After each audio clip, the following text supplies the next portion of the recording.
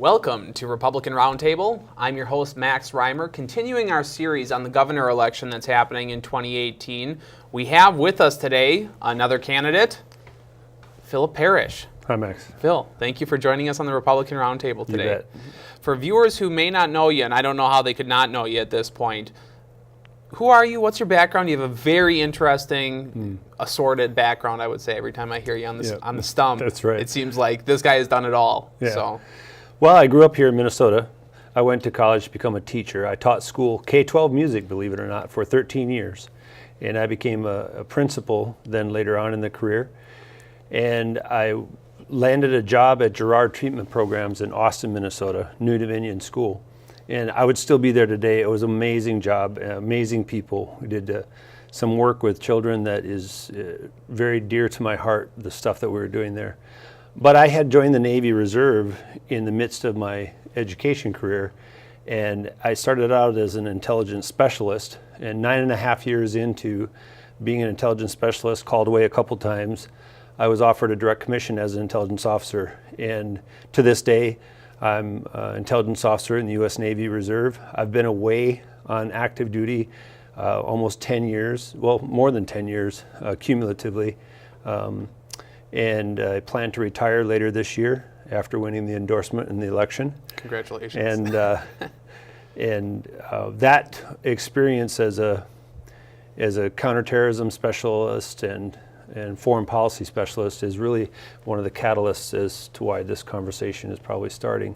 But that's the background. Mm-hmm. I'm fascinated. Apart from this being my part-time job hosting the show, if you can believe it, they don't pay me to do this.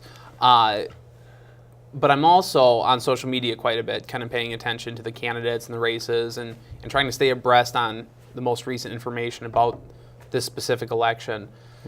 You, Phil, are just such a fascinating subject to me because the people who are close to you and your followers and the people who are really evangelizing your message, you are a rock star in these circles. You are. I'm interested, what do you think compels people to support you so passionately? A lot of passion myself. I've been out on the trail full-time since April of last year. And what I've been trying to do is speak about some really hard subjects that do require a lot of dignity, but some firm discussion. And in the past, a lot of people that have tried to have this discussion about some very difficult topics here in Minnesota, I think you can tend to get very angry very fast. But you can't let that anger, that passion come out as anger. This passion has to come out in a genuine way, because it is genuine. This is about Minnesota citizens. Does the race, color, creed, religion, all of that stuff is false narratives. The bottom line, this is about citizens and the protection of our country, the protection of our state, the protection of our citizens, our children, and adhering to U.S. law and state law, and getting back to those core values, those values that really built us as Minnesotans. I think it's coming out so genuine because it is that genuine for me, and that's why people have really gravitated towards us and gravitated towards the team. And within that message and within the issues that you're talking about, what would you say are some of the most pressing issues that Minnesota faces today and then for the next 4 years of your potential term? Yeah, the number one issue in Minnesota has been the immigration, refugees, sanctuary cities, illegals. It's the number one concern across Minnesota. And again, it's coming from all walks of life. It's not one segment of people saying this. We've been so amazed at how many people are coming to our events from both parties and from minor parties as well, and asking questions and expressing their concerns. We've even had officials that work in Health and Human Services that have started coming to us. About 8-9 months ago, people started coming to us. Now recently, because of recent reporting on the fraud and exploitation of our social services programs, this is something we've been talking about for a long time. I've been talking about this since the U.S. Senate run in 2014. And so that's the number one concern. Number two concern, believe it or not, is senior citizens and retirees, how poorly they're treated here in Minnesota. and it's as if they're getting pushed out of the state in somewhat of a premeditated way. You could argue, if you look at the data, right in there with the senior citizens and retirees is healthcare, obviously. Everyone's very concerned about healthcare. And then maybe not 1, 2, or 3, but right in that top 3 is education. It's hard for educators, some educators. I'm still an educator. I'm still a licensed principal to this day. But it's hard for people to admit to the fact that a lot of Minnesotans are really cued in on this indoctrination that's happening in our schools with a very socialist, Marxist taint to it, this Agenda 21 type taint to it that some people talk about. It's very, very real, and there's a lot more Minnesotans, again, of all walks of life that are concerned about it. So those are in the top 3. Yeah. That number one issue, and what you brought up, this recent story about how basically we have subsidized daycare funds that are being used, and essentially, from what you can tell and from what the Fox 9 investigative report unlocked, was that they're being shipped overseas to essentially countries that mean to do us harm. You know, Phil, my question for you is with refugee resettlement, understanding that a lot of these folks are citizens. It's mainly Islam is the religion or the creed that we're talking about in Minnesota.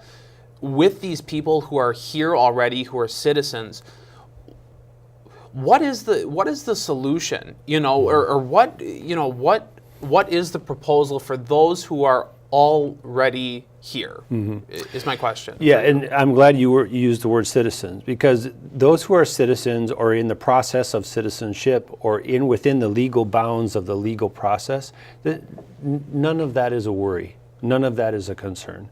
And those who like to use that in the public media to cause all kinds of hysteria and fighting or infighting amongst people, and especially to tear the Republican Party apart, that's all false narratives to cause that anger and dissent. The bottom line is the citizens or those who are in the process, there's no worries. Keep doing the process, keep following the rules. In fact, our message supports that, supports them. Because if you're following the rules, if you're going through the process, that needs to be respected. And those people who are doing that process need to be respected. They are actually asking for help. They, as in those of any race, color, creed, or religion who are actually going through the process, they're asking for help and coming to us and saying, well, why? Why are all these people here that never went through the process? And they're fighting for benefits or fighting for a hand up, fighting for not a handout. The ones who are here actually working hard to do this the right way, they're asking for help. They're asking for respect and dignity.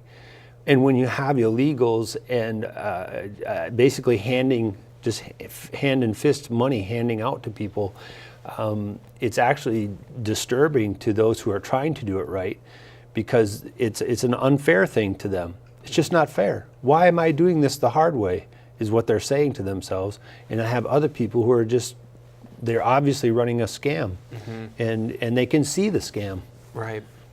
There is also an element, I watched the Jake and Jack podcast that you were on, where you debated a practicing Muslim on the podcast about the fundamental beliefs of, and we're not going to make this whole show about Islam. I have no intention of doing that. But you know, one distinction that you do draw is between the Muslim faith and Islamism. You know, or how do you draw that distinction? Because it's been part of your speech, especially with the refugee resettlement program, that there's a motive behind that, an intentional operation, and you have cited your intelligence experience in the past as to having insight into why that's happening. What is the distinction? How do you draw the distinction? Is there one? Yeah, there is. And I don't use the word Muslim very often, because for me, the religious aspect of this, that everybody likes to go down that rabbit hole, that's not part of what I'm trying to talk about. What I'm trying to talk about is U.S. law, state law, following the law. And rather than to use an inflammatory example, I'll use a different example to get to the right point. If you or I were to set up a community of people and decide we're going to follow a set of laws that you and I write and adhere to, and then we're going to make a judge here and a judge there, and we're going to prosecute our own community, and even if those prosecutions of those alleged offenses are against U.S. law or against state law, you and I are going to prosecute our people, our group of people, our way. That's what we're going to do. And by the way, local authorities, if you come anywhere near us, step aside, we've got this, and you're not able to interact with us. What we're talking about, we've went through this before, by the way. We called it, in sarcasm intended, Waco, Texas. This is something that just can't be tolerated. So why are we actually tolerating the establishment of these parallel societies functioning under a set of laws, Sharia, Islamic law, that is simply unacceptable? It can't be something that we just kind of do it because we're trying to get along. That's not what the Constitution says. It's not what our state law says. It's not what decent interactions with people having to build a relationship do. If we're going to build a relationship, we need to interact with the same laws. There can't be this double standard, especially if the punishments and prosecution of these laws or these alleged infractions are crimes, really, in our law. And that's the kind of point I'm trying to make with it. So I make a very clear distinction between Sharia and the U.S. Constitution, because Sharia is Islamic law. Islamic law is a political ideology, plain and simple. No matter how, I've been studying this for 20 years. I've been in Sharia courts. I've been around the world and back. And Sharia courts mainly existing in the Middle East or wherever you conduct they exist right here in Minnesota. Oh, okay. And they're unacceptable. And they need to be exposed and not tolerated, period. That's fascinating to me. So you obviously have tangible examples of absolutely. This happening in Minnesota? And then, for example, for a more vivid example, you can do a lot of research about it for what's going on in London, for example, in England, period. Throughout England, they've actually given over to the complete acceptance of formal Sharia courts in formal buildings with formal practices and formal acknowledgement. In the Minnesota, those courts are in a community of whatever building they decide to hold it in, and they're not acknowledged formally. But in England, they're already acknowledged formally. I've spent a lot of time in Europe as part of my active duty time. Okay. In terms of outreach, Phil, we'll move on from that topic. I feel like everyone talks to you about that topic. You have hashed that thing out so many times. Let's talk about your path to victory a little bit here. We talked to Jeff Johnson about this, Tim Pawlenty. They all have an idea about how they're going to compete in a changing Minnesota. Yep. When I talked to Tim specifically, Minnesota doesn't look the same from an electoral map perspective than it did in 2006. Right. How do you see this playing out? Let's say you get the endorsement and you move on to the general election. Where are you going to spend most of your time? Who are the people you're talking to? What message are you bringing to them? So the biggest advantage we have, and myself and our team, is we've been on the ground shaking hands across Minnesota 3 to 5 nights a week for over a year. And we're shaking hands with people from all walks of life that are working their tail off every day, and they're really motivated because they're really tired, they're really upset about what's happening. That ground game, that long effort, is showing a lot of dividends. And it's showing a lot of dividends by who I believe is actually going to show up at the state convention. Because those motivated people that really can't afford to go to the convention because it's expensive to go. Yes. And I really feel for them as well, by the way, because we've had some supporters that are really, they're going out of their way to try and spend money to get to that state convention. Those motivated people are far bigger group than what anybody wants to admit, including the pundits, including the political elite, including the Tim Pawlentys of the world, the big money people, the Vin Webers of the world. These people aren't prepared for the fact that Minnesotans are so motivated about being upset, but they're motivated in a good way this time. They're not just out there being angry and upset. There's a lot of good people out there that are so motivated to get involved. There's hundreds of people. It's the first time they've went to caucuses this year because of us, because of me. that stuff is going to pay off. And I have a big announcement coming up at the state convention that's going to unify the party, I believe. So one of the big ways to get this right this time, because the Republican Party, what we do wrong for many election cycles, and I shouldn't say all the time, but for many election cycles now, the Republican Party has come out of the state convention fractured. Yep. And they come out fractured because of a way of doing business coming into the convention.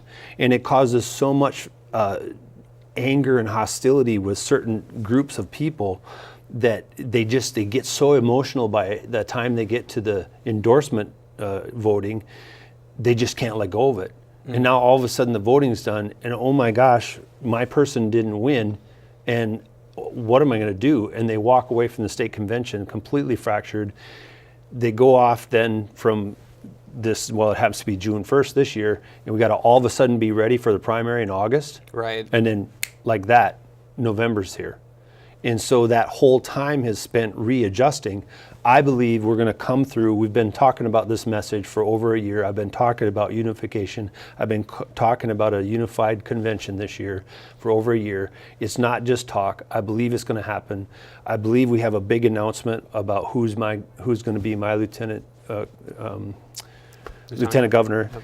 And that announcement of that person is going to come as a complete shock and surprise to everyone. I believe that the entire party is there's going to be some that are mad. You're not going to have everybody be, but I believe if I get the endorsement, I promise the constituents, I promise them the 99+% of them are going to be happy with the lieutenant governor pick, and they're going to be so motivated. The rest of the candidates are just going to fade away in the background because there won't be enough room in the auditorium.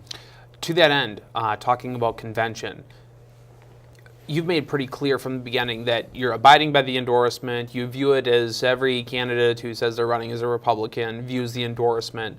One thing I find fascinating about that, we were just talking off camera about how there was a story that didn't even include you in the list of candidates. They said it was down to 3 and they failed to mention your name. In 2016, Donald Trump, he never really publicly came out and said, I'll abide by this primary process even. He always said, we'll see how it goes. He was the only one to not take the pledge.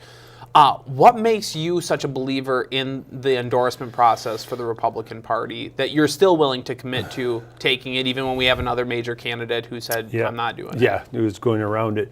Because in Minnesota, I've been involved in the grassroots process since I first got involved because of Steve Swigum is a name that some people will recognize from many years ago. I'm not promoting, and Steve's not promoting me, but I'm just saying timeline. When Steve Swigum first got involved with politics or running for office, I was a young kid and I started handing out flyers. I got involved in this process, this grassroots process of any citizen can get involved and get into position of county or state positions of authority and influence that's really important to me because it's training grounds for leadership.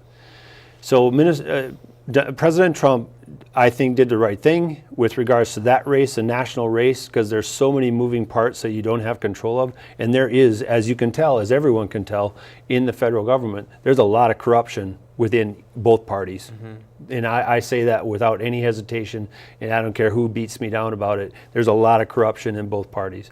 And that's something that you have to confront. And you have to be able to have the strength to make decisions and make statements and back them up so that when those corrupt people, when that deep state, when those political elite try attacking you, you have a way to defend yourself with dignity and respect, but you actually have to defend yourself. Donald Trump did the right thing, but for Minnesota in the statewide race, I'm honoring the endorsement because I've personally witnessed the people that are out there fighting and fighting and fighting to do the right thing and get involved the right way. They are really important. Some of them get stomped on to the point when they get to the state convention, they get scared and they kind of cower to the normal political, always been involved people. That's not going to happen this year. I'm going to stand in front of them and give them the courage, give them the respect, give them the willingness and the ability to actually come together and see that all across the room as the delegates, all across that room, they're going to look at each other and they're going to say, wait a minute, we aren't the small group. We're the big group. And those loud kind of sometimes vulgar, disrespectful people, they're going to be the small group, and they're going to realize how small they really are. And so, sorry, kind of carried on about that, but I really believe in the grassroots process. I believe one of the philosophical pieces I've had a long time for leadership is a true leader works themselves out of a job. You can see by the evidence of our U.S. senators how just desperately disrespectful it is to the rest of the nation and disrespectful to their oath. They've left these gaping leadership holes by holding on to power for decades, and there's no one there to fill the void. And that's why part of why the Democratic Party is going to fail so miserably this year is because they have no legitimate leadership to fill the gaps, because they've mentored no one, and they have no message. They have no ability to fill those holes because they have no one of substance to actually fill the holes. So this is why the leadership part is so important, and the grassroots is so important, and mentoring and leading people in a way that helps them get involved, and one day they're going to be a senator, a representative, or a governor. And it's really a part of that passionate part of me and a philosophical leadership style that I believe in. You do a Facebook Live event called Freedom Talk with Phil, which is pretty candid moments with you as the candidate. One of them, Phil, recently, to this end at the convention, you really addressed strongly Tim Pawlenty specifically towards the end of that. Now, him announcing that he's going to skip the convention, he's going right to primary, he appreciates the delegates' time, et cetera, et cetera.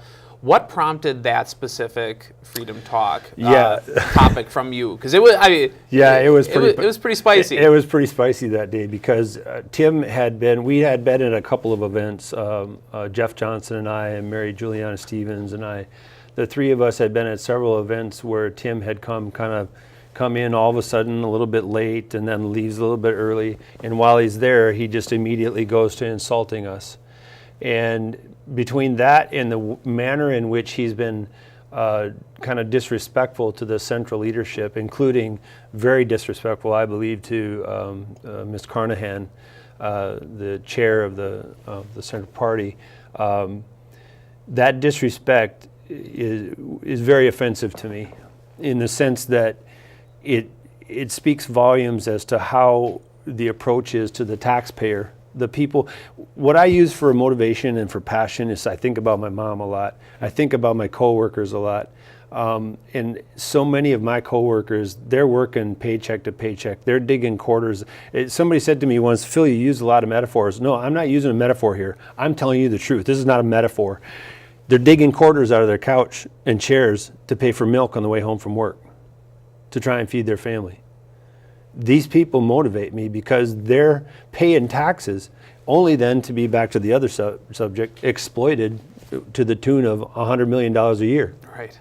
So this is the kind of disrespect that Tim is, in his whole persona, is actually projecting to people, because, listen, sir, you have got to step back and take a solid look here at what you're doing. And that was hopefully what that Freedom Talk did. I'm not going to apologize for anything I said. I don't believe I said anything, terribly offensive to him or about him. I would prefer to talk to a person in person and work through issues, but obviously he's not interested in that.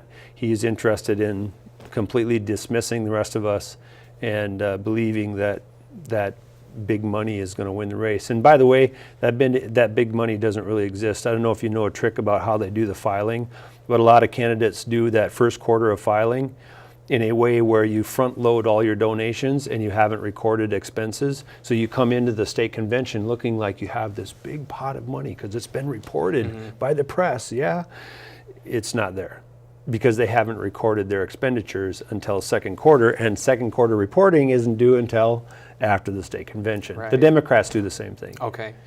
Yeah, it was really interesting. I'm the political nerd. I get too involved in this stuff, I would say, sometimes. Your financial report came out. It was pretty substantially lower on paper than everybody else's. How do you address that concern? Is it a concern of yours at all? Absolutely not. Okay. I know it's a much different scale, but President Trump spent 0.0001 cent compared to the rest of the candidates, Republican and Democrat.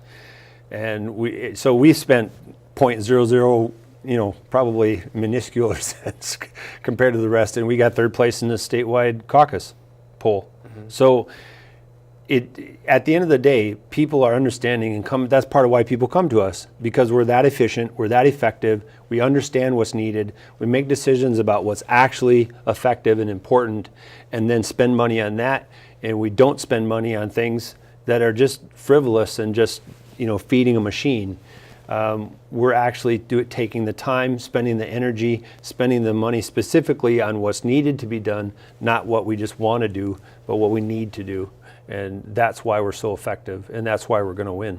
Phil, for the last 2 minutes of our program today, what is your promise to Minnesotans? I mean, you have a promise to make to the delegation. Looking beyond that, what are you bringing to this state at the end of the day? If I can come away from this 10 years, 20 years from now, and look back and I have one person walk up to me and say, Phil, you served with honor, you served with courage, you served with respect, you served with dignity, and you spoke for every single citizen that is working their tail off and trying to do the right thing. I mean no disrespect to those who are kind of finding their way through a very difficult time in their life, but if you're breaking the law, you're breaking the law. And those who are actually trying to do the right thing, they need to be thought of first. And I hope and pray 10 years, 20 years from now, if at least one person walks up to me and says, thank you, sir, for your dignity, your respect, your honor, and your courage, I'll take that as a win. How can people find out more about your campaign and get involved? So Phillip, or the parrishformn.com is the website. It's PARRISH, the number 4, MN.com. And or if you just Google Phillip C. Parrish, 2 L's in Phillip, 2 R's in Parrish, you're going to find a lot of stuff. You got a lot of consonants in your name, Phil. Well, Phillip Parrish, thank you so much for joining us on the Republican Roundtable today. Good luck at the convention. Thank you very much, Max. This has been the Republican Roundtable. I'm Max Reimer. We'll see you at the Duluth Convention. Thank you.